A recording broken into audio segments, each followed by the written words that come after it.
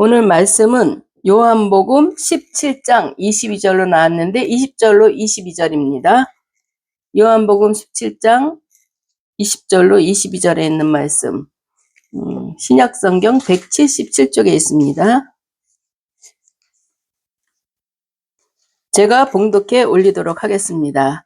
내가 비옵는 것은 이 사람들만 위함이 아니요 또 그들의 말로 말미암아 나를 믿는 사람들도 위함이니 아버지여, 아버지께서 내 안에 내가 아버지 안에 있는 것 같이 그들도 다 하나가 되어 우리 안에 있게 하사 세상으로 아버지께서 나를 보내신 것을 믿게 하옵소서.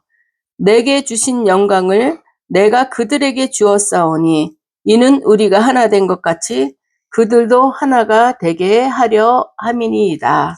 아멘. 할렐루야. 살아계신 아버지 하나님, 주님의 은혜를 진실로 감사합니다. 아버지 하나님, 이 시간도 우리에게 귀한 말씀을 주시는 은혜 감사합니다. 이 말씀 선포할 때 성령이 역사해 주었고 이 말씀이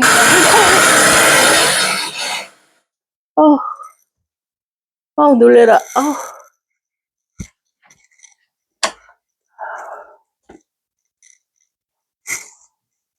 이 말씀 가운데 성령이 역사해 주셔서 하나님의 뜻을 깨닫게 하옵소서. 살아계신 예수님 이름으로 감사하며 기도드리옵나이다. 아멘.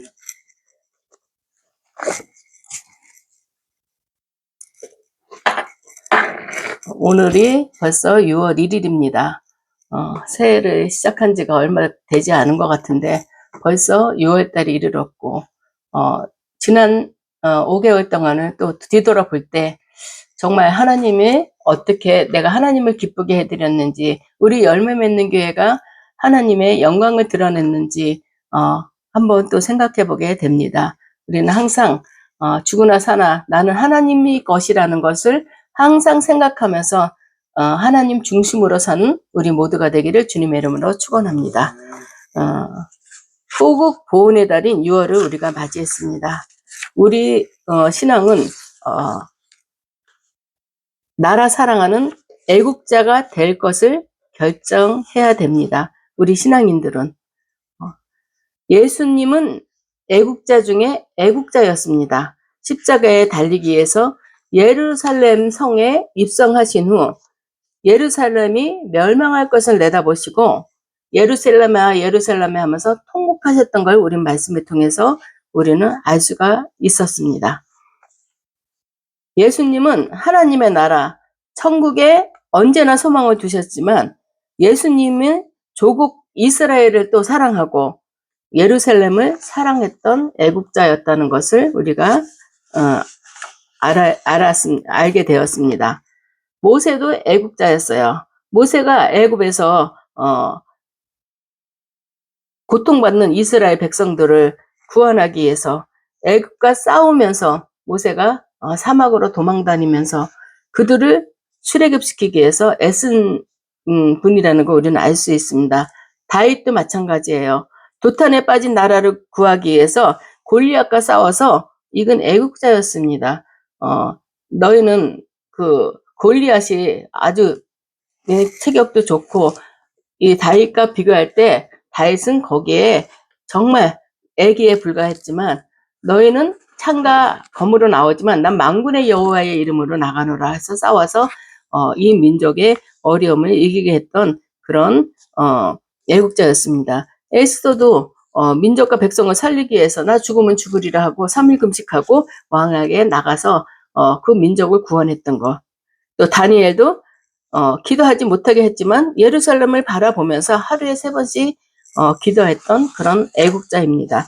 우리가 성경을 보면 애국자, 신앙인이 지고 애국자 아닌 사람이 없었어요. 정말 하나님 나라와 이 나라를 위해서 많이 애썼던 자들입니다. 우리 신앙인도 애국자가 돼야 돼요. 우리가 지금 교회만 왔다 갔다 하면서 사회에 악을 저지르고 사회에 불의를 저지르고 이러면 안 됩니다. 우리는 하나님을 사랑하면서 이 땅에서도 애국자로서의 우리가 사명을 감당해야 됩니다. 그래서 우리 신앙인들은 한쪽에는 성경을 쥐고 한쪽에는 태극기를 들어야 한다는 것입니다. 우리 신앙인들은 이중국적이에요. 하늘나라 시민권이 있고 이 나라에 또 시민권이 있고 우리 신앙인들은 이렇게 이중국적을 가진 사람이기 때문에 반드시 한쪽엔 성경을 들어야 되고 한쪽에는 또 태극기를 들어야 하는 것입니다.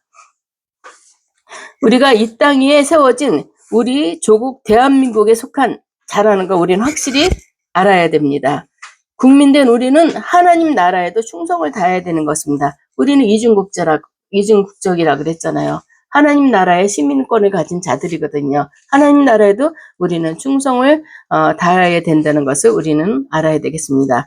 우리가 이렇게 나라와 민족을 사랑하고 충성하는 애국 신앙인으로서 이 세대를 살면서 하나님께서 우리나라에 주신 3가지 복을 늘 기억하며 감사하길 소망합니다. 하나님께서는 우리에게 많은 복을 주셨어요. 그 중에서도 3가지 우리가 꼽는다면 첫 번째는 자유민주주의의 국가가 된 것을 감사해야 돼요. 때로는 세계를 이렇게 돌아보면 정말 굶주리고 힘든 나라들을 바라볼 때 그런 생각이 들어요. 우리가 그 나라에 태어나지 않는 걸 다행이다. 이것보다도 그것도 참 감사한 일이죠. 근데 그들을 바라볼 때 너무 안타까운 거예요. 그들도 왜 미국이나 우리 같이 자유 대한민국 이런 데로 나라가 나라가 평안을 누리는 나라에 태어났으면 얼마나 좋았을까. 저들은 왜 저게 태어나서 저렇게 고생을 할까. 이런 생각을 할 때마다 참 마음이 아픕니다. 그리고 또한 내가 이 나라에 태어난 것도 참 감사하죠.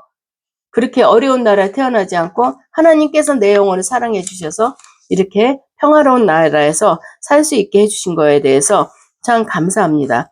우리 대한민국이 공산국가가 아니라 우리 대한민국은 공산국가가 아니고 민주주의 국가가 되었다는 점에 우리는 크게 감사해야 됩니다. 사실 8.15 해방 후 우리 남한 백성들의 78%가 자유민주주의보다는 공산주의를 선호했다 합니다.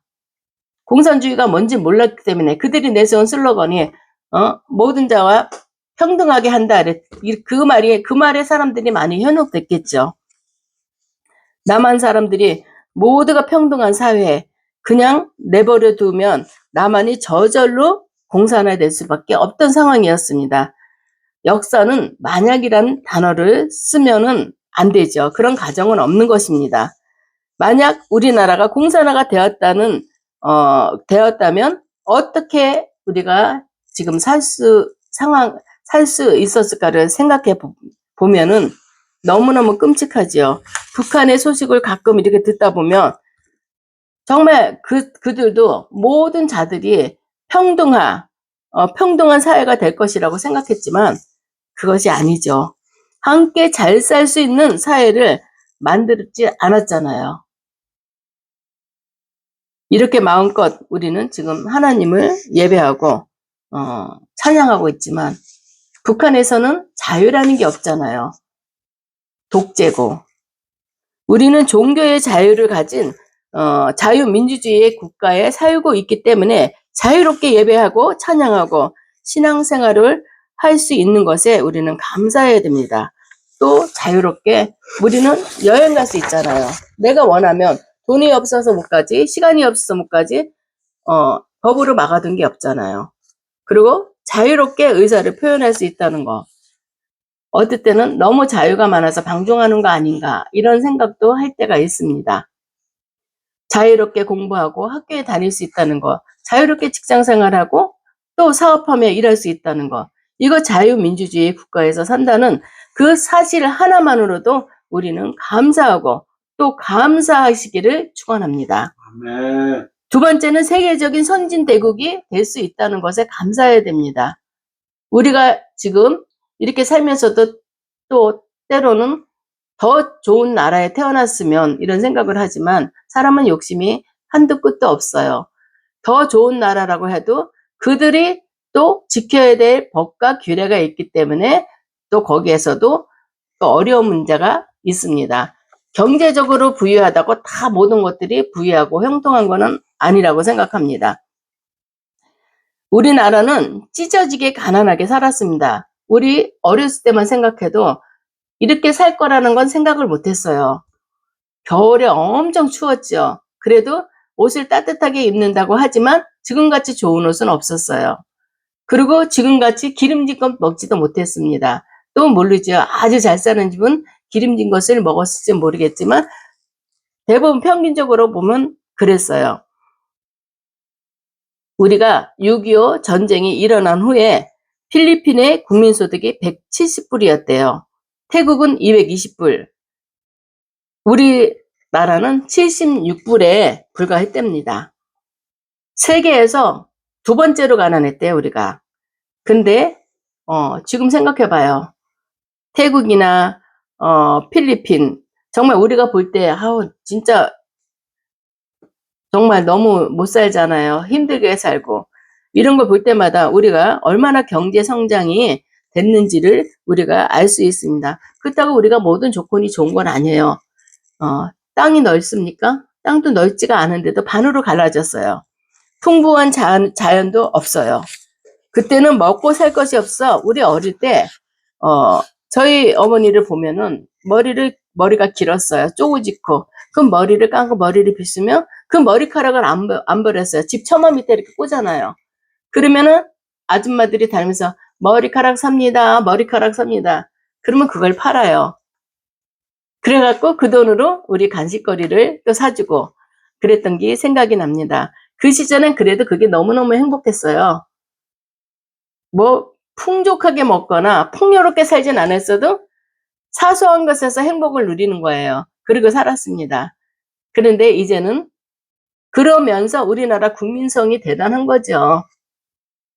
머리카락을 모아서 팔면은 그거를 이제 가발을 만들어서 수출을 하고 또 전국의 지잡기 운동을 벌여서 깃털로 코리안 밍크라고 수출도 했답니다. 나 이 말씀 준비하면서 이거 처음 들었는데 그거 징그러워서 어떻게 입었을까 이런 생각도 듭니다. 그런데 대한민국이 1988년도에 88 올림픽 애들도 안 잊어버리는 얘기예요. 올림픽을 치렀잖아요. 또 2002년도에는 서울 올림픽 해갖고 2002년에는 또 월드컵을 또 치렀고 2018년에는 평창 동계올림픽 개최했습니다. 한류가 전 세계를 강타하고 있었어요. 국내 기업이 만든 휴대폰과 자동차 전 세계인들에게 우리끼 좋다고 팔리고 있었어요. 또 우리나라 가수들, 아이돌 세계적으로 얼마나 유명하고 세계적으로 얼마나 인기를 많이 끌었습니까? 그 사람들이 보면은 정말 진정한 애국자가 아닌가 이런 생각도 듭니다. 국위 선양하고 다니면서 외화를 벌어오고 우리나라가 이렇게 성장했어요. 어느 나라도 얕보지 못할 정도로 우리나라가 이렇게 성장한 강대국이 되었습니다. 이것 또한 우리는 감사해야 돼요. 이게 우리의 힘으로 한 거라고 생각하면 절대 안 되죠. 우리 선조들, 기도하는 선조들이 눈물 흘림. 정말 그들이 잠자지 않고 먹지 않고 하나님 앞에 금식해가면서 하나님 이 나라를 살려주세요. 물론 이 나라 살려달라는 기도를 하면서도 내 자식이 잘 되게 하는 기도가 있었겠죠. 내 자식이 잘 되는 게 나라가 잘 되는 겁니다. 우리 그런 선조들의 기도로 인해서 우리나라가 부강한 나라가 되었다는 것, 경제 제국이 되었다는 것을 우리는 알아야 됩니다. 이뿐만 아니라 코로나19로 또 고통당하는 가운데 우린 세계적으로 K-방역이라는 거, 그 신조어가 나왔잖아요. 선진적인 K-방역으로 온 세계의 부러움을 받는 그런 나라가 됐잖아요. 이런 급속한 성장을 두고 세계인들은 한강의 기적이라고 이렇게 말하고 있었죠. 맞습니다. 이런 건 모든 건 다 기적이에요. 우리가 미국 사람들보다 두뇌가 더 좋은 건 아니잖아요. 그렇지만 하나님이 역사하시니까 이렇게 한국에 한강의 기적이 일어났고 코리아의 방역, K-방역 놀라운 역사 일어난 거잖아요. 죽는 사람이 미국이나 뭐 소련 또 많은 자들이 많이 죽었어요. 근데 그들에 비교할 때 우리는 이런 걸 제때 잘 처리해서 그들보다는 우리가 많이 모든 것들을 이렇게 모든 것들이 그들보다는 우리가 많이 앞서가고 있다는 것을 우리는 알게 됩니다. 이것 또한 우리는 감사를 해야 돼요. 그냥 우리나라 사람들이 머리가 좋으니까 이게 아닙니다. 모든 것들이 다 모든 조건이 갖춰져 있다 하더라도 하나님이 그 손을 붙들지 않으면 헛되고 헛된 것입니다. 우리는 우리 교만에 빠지면 안 되는 거예요. 하나님 앞에 감사하면서 하나님이 오늘도 이때도 나를 써주셨네요. 감사합니다. 우리는 이런 기도를 항상 하면서 살아야 되겠습니다. 세 번째는 기독교 대국이 된 것에 우리는 또 감사해야 됩니다. 우리나라는 5천년 역사 가운데 보면 불교, 유교 두 가지밖에 없었잖아요. 그런 나라였습니다. 조선시대 말쯤에 기독교가 천주교가 먼저 들어왔죠. 천주교가 들어왔을 때 그 선교사들이 죽임을 당하고 기독교가 들어왔을 때도 그 배에 불을 지르고 많은 어려움을 당하고 고난을 당했습니다. 그런데 우리 통계청에서 발표한 종교 인구를 보면 첫 번째가 기독교입니다. 두 번째가 불교, 세 번째가 카톨릭 이렇게 됩니다. 기독교가 이렇게 1위가 됐다는 것, 이것에 대해서도 우리는 감사해야 됩니다. 기독교를 비난하는 사람도 있어요. 기독교는 지들밖에 모른다. 참 그 말이 우리가 사랑이 없는 사람처럼 그렇게 들릴 수도 있어요. 그렇지만 진리이기 때문에 숙일 수가 없는 거고 진리이기 때문에 예수를 믿어야 됩니다. 그거를 전할 수밖에 없는 거예요. 그 사람들은 그러는 거죠. 왜 남의 종교를 무시하냐 이렇게 얘기를 해요.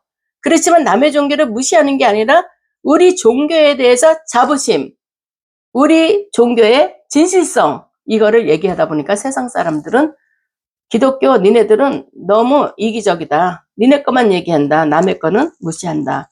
그거 아니죠. 하나님이 살아계시기 때문에 하나님의 살아계심을 전하는 거 그게 왜 교만입니까? 아니죠. 불교, 유교, 기독교 이렇게들 얘기하고 그러잖아요. 카톨릭. 그렇지만 우리는 이 살아계신 하나님 어떤 사람이라도 한 명이라도 더 하나님 앞에 나와서 구원에 이르기를 바라기 때문에 전할 수밖에 없어요. 전하다 보면 핵심이 하나님은 살아계십니다. 우리는 죄인입니다. 이 죄를 사해 주실 분은 우리 예수 그리스도밖에 없으니 주님 앞에 나와서 주님을 나의 구주로 고백하고 제사함 받고 우리도 천국 백성이 됩시다. 이게 우리가 복음이에요.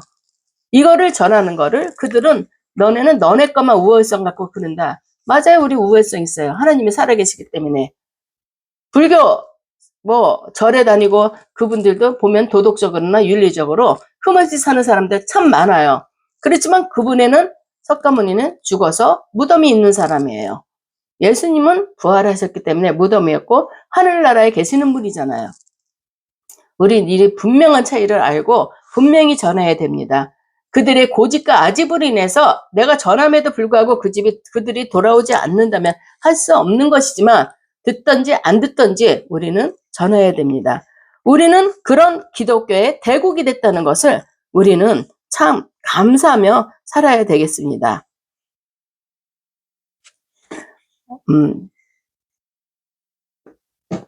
대한민국은 우리나라 봐요. 베란다 나가서 보면은 십자가가 너무 많잖아요. 비행기 타고 오다 보면은 공항 근처 오다 보면 다 빨간 십자가, 빨간 십자가.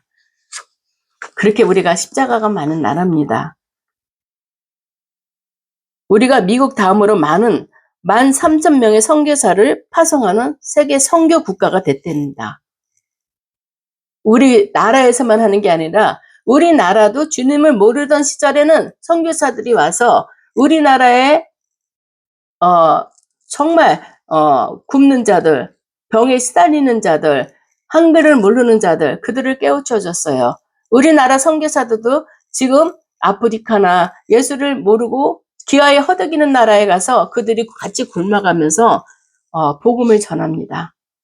이게 얼마나 귀한 일이에요. 우리는 기도할 때마다 우리나라의 선교사들을 위해서 꼭 기도를 해야 됩니다. 한국교회는 우리나라의 학교, 고아원, 양로원 등 교육과 복지시설의 70%를 우리가 감당하고 있습니다. 우리나라는 축복된 나라예요. 복된 나라입니다. 기적의 나라예요. 세계적인 기독교 대국입니다. 이것은 하나님의 은혜로 될 줄 믿고 우리가 감사하시길 축원합니다. 하나님 은혜로 우리가 모든 게 이렇게 된 거예요. 지금도 이제 계속 이어져 나가길 우리가 믿고 하나님 앞에 감사하는 우리 민족이 돼야 되겠습니다. 그리고 우리 민족이 또 하나됨을 위해 기도하는 또 애국자가 돼야 되겠습니다. 이처럼 하나님께서 우리에게 놀라운 복을 주셔서 축복된 대한민국의 국민이라는 사실이 너무 감사합니다. 또 동시에 속상한 게 또 있죠. 우리가 받은 축복을 모르고 자꾸만 불평불만하며 분열하고 갈등하고 대립하는 모습들이 보입니다. 이런 거 볼 때마다 참 안타깝죠.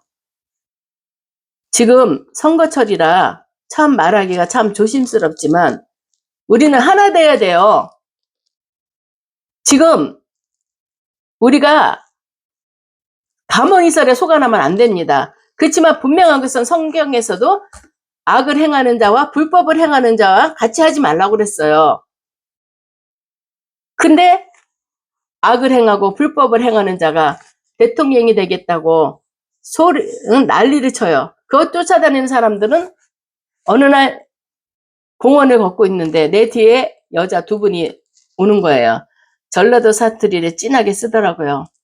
그러면서 이재명 그분을 이렇게 막 추집더라고요. 추집으면서 그 사람이 했던 말들이 다 거짓말이라고. 그리고 지금 뭐 대장동 사건 뭐 이거 다 거짓말이라고 그러면서 오더라고요. 진짜 쫓아가서 한번 하고 싶어요. 그래서 싸우면은 덕도 안 되고 목사가 쌈딱이라는 소문나면 안 되죠. 가만히 듣고 있었는데 하나님 어떻게 해요? 저 사람들은 분별을 못합니다. 하나님 우리 민족들에게 분별의 능력을 허락해달라고. 그래서 정말 이 나라를 위해서 진실되게 일할 자를 하나님 뽑게 해주세요. 한 나라의 왕은 하나님이 세운다고 하셨습니다.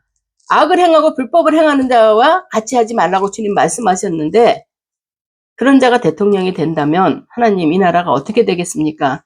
도와달라고. 그런 기도가 나오더라고요. 우리는 하나가 돼야 돼요. 근데 지금 여기서는 여기를 헛듣고 저기서는 여기를 헛듣고 있는 말만 해도 참 그것도 할 수가 없는 일인데 없는 말 만들어 놓고 인신 모독하고 또 어떤 분은 또 대통령 후보의 사모님이 고등학교밖에 못 나왔다. 그거를 비난했다가 지금 문매를 맞고 있잖아요. 참 말 조심해야 되죠. 근데 우리나라는 하나 돼야 되는데 우리는 둘 되면은 그 사람보다 위로 올라가려고 하나를 죽이려고 애를 쓰는 그런 근성들이 있어요. 그러면 안 되는 거죠. 우린 받은 축복을 모르고 자꾸만 불평불만하고 분열하고 갈등하고 대립하는 그런 모습 때문에 이렇게 하나님 앞에 악을 행하고 있습니다. 국민 대통합 심포지엄 발표를 보니 한국의 사회 갈등 수준은 OECD 국가 중에 독재 정권과 종교 갈등을 겪고 있는 터키에 이어서 두 번째로 심각하다는 거예요. 이게 두 번째로 이게 말이 돼요? 우리가? 이거 누리게 살면서도 독재 정권이라는 거 말이 안 되는 거죠. 최근 한국 사회는 세대 간의 분열과 대립이 심각합니다. 이런 세대 갈등이 이념 갈등으로 심화되고 있습니다. 좌파냐 우파냐 두 쪽으로 갈라졌죠. 진보가 이해하면 보수는 무조건 아니라고 얘기한답니다. 또 좌파가 이것이 옳다 하면 우파는 저것이 옳다고 반대합니다. 하나 되는 게 없는 거예요. 반대를 위한 반대를 하는 거예요. 이 문제가 잘못돼서 반대를 하는 게 아니라 반대를 하기 위해서 무조건 반대를 하는 거예요. 이건 말이 안 되는 거죠.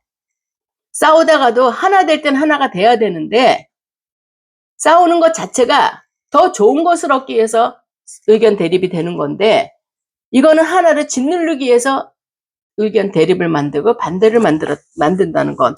이거는 정말 우리가 성숙한 우리 정치라고 할 수가 없는 말이겠죠. 그러던 좌파와 우파는 이제 친북이냐 친미냐 이걸로 또 갈라졌답니다. 좌파와 우파가 동성애의 찬성이냐 동성애 반대로 또 갈라졌어요. 좌파에서는 동성애 찬성이다. 우파는 동성애 반대다. 이렇게 갈라졌잖아요. 동성애라는 건 하나님이 원치 않는 거예요.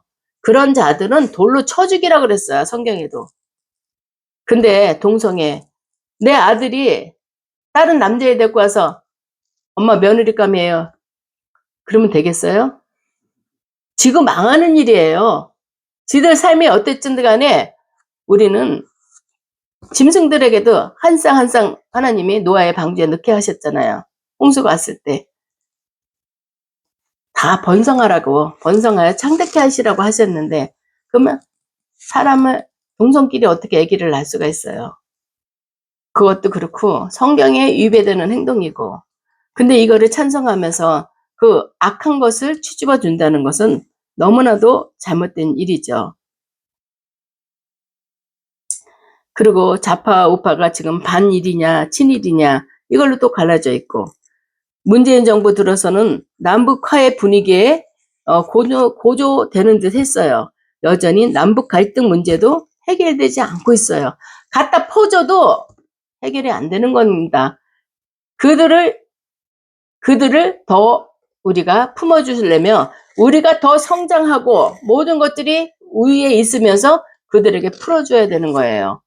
근데 우리는 생각하지 않고 북한만 갖다 퍼주고 이거는 생각해 볼 문제가 되지 않나 싶습니다. 이러한 분열과 대립과 이거 반목을 계속 하고 있어요. 오늘 말씀에서 이 해답을 우리가 찾고 싶습니다. 그 해답이 무엇입니까? 도저히 방법이 없다면 우리 믿는 자는 우리의 눈을 들어 위에 계신 하나님을 바라봐야 할 것입니다. 방법이 없어요. 방법이 없다. 하나님 앞에 하나님 지금 이렇게 흐르고 있습니다. 하나님 이거 어떻게 해야 되겠어요? 하나님 도와주세요. 하고 우리는 하나님 앞에 간구해야 됩니다. 하나님은 역사의 주관자이기 때문에 왜냐하면 길은 하늘에 있고 방법은 하나님께 있기 때문에 우리는 이 문제를 풀기 위해서는 하나님을 바라봐야 됩니다. 따라서 우리가 하나님께 기도하는데 예수님처럼 기도해야 한다는 것입니다. 내가 비옵는 것은 아버지여 아버지께서 내 안에 내가 아버지 안에 있는 것 같이 그들도 하나가 되어 우리 안에 있게 하사 세상으로 아버지께서 나를 보내신 것을 믿게 하옵소서. 예수님이 목수의 아들이지 무슨 하나님의 아들이냐 이렇게 말을 하는 사람들이 있죠. 눈으로만 봤지 그 사람들은. 그렇지만 마리아가 남자랑 상관없이 임신했다는 것을 알아야 되는데 그것을 거짓이라고 얘기하는지 이렇게 얘기하는 사람들도 있습니다. 근데 내가 하늘로부터 온 하나님의 아들이라는 것을 사람들이 알게 하라고 그거를 우리는 기도해야 되는 것입니다. 내게 주신 영광을 내가 그들에게 주었사오니 이는 우리가 하나 된 것 같이 그들도 하나 되게 하려 함이니이다. 예수님께서 십자가를 지시기 전 마지막으로 이 땅에 남겨진 제자들을 위한 마지막 유언입니다. 예수님의 마지막 기도 내용은 이 땅에 남겨진 제자들이 부자 되게 해달라는 그런 기도가 아니었습니다. 제자들이 병들지 않고 건강하게 잘 살게 해달라는 그런 기도도 아니었어요. 그렇다고 가는 곳마다 교회를 세워달라는 그런 기도도 아니었고 예수님의 당신에 남겨진 제자들을 위해 드린 기도 제목은 아버지여 하나 되게 하옵소서 하나 되게 해달라는 그런 기도였다는 것입니다. 독립기념관 돌비에 새겨진 뭉치면 살고 흩어지면 죽는다. 이거는 이승만 대통령이 하신 말씀이죠. 맞습니다. 뭉치면 살고 흩어지면 죽죠. 이 말을 또 한다면은 우리 하나 되게 해달라는 거예요. 하나 되지 않으면 우리는 안 된다는 것이죠. 이렇게 하나 되게 해달라는 주님의 기도를 풀어놓은 것입니다.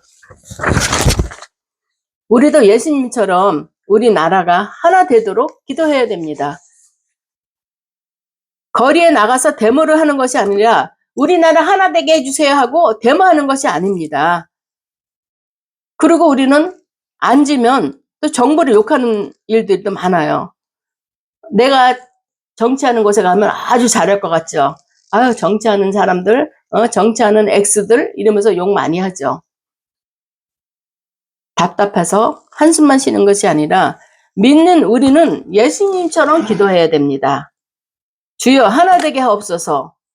여당 야당 분리되지 않고 하나의 목적을 향해서 나가는 우리 정부가 되게 해달라고 우리는 기도해야 됩니다. 믿는 자들이 먼저 솔선수범해야 되는 것입니다.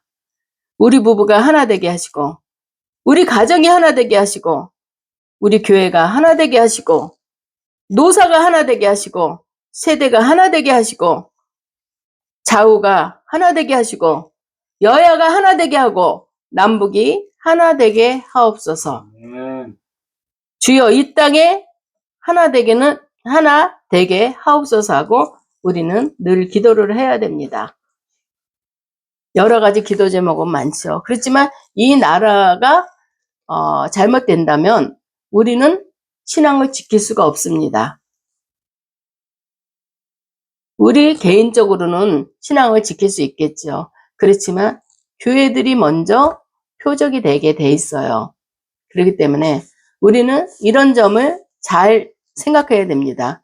그리고 우리가 모든 일을 할 때 우리나라는 지금 분단 국가이면서도 휴전 국가예요. 전쟁이 쉬고 있는 그런 국가지 전쟁이 종식된 것도 아니에요. 그러면 우리 국민들이 바른 가치관과 바른 판단력을 가져야 된다고 생각이 됩니다. 이번 선거를 우리 국민들이 그냥 무조건 감언이설에 속아서 귀한 한 표를 남용하는 것이 아니라 신중히 생각하며 우리나라 지금 실정이 어떤 거고 지금 우리나라를 어떻게 해야 되는 것을 먼저 생각해야 됩니다. 하나가 되면은 갈등도 풀리게 돼 있어요. 부부 싸움도 싸우다가 그거를 화해를 하면은 그냥 모든 것들을 좋게 다 하나가 돼서 나가게 되잖아요. 분열되는 것도 치유가 되고 다른 강대국도 우리가 넘어설 수 있습니다. 하나 되면 통일도 되고 또 하나 되면 코로나19의 위험도 넉넉히 이겨낼 수 있다는 것입니다. 우리 신앙인들이 하나됨의 길을 여는 기도하는 애국자가 되시길 예수 그리스도의 이름으로 간절히 축원합니다. 아멘. 아멘. 기도하겠습니다. 할렐루야. 살아계신 아버지 하나님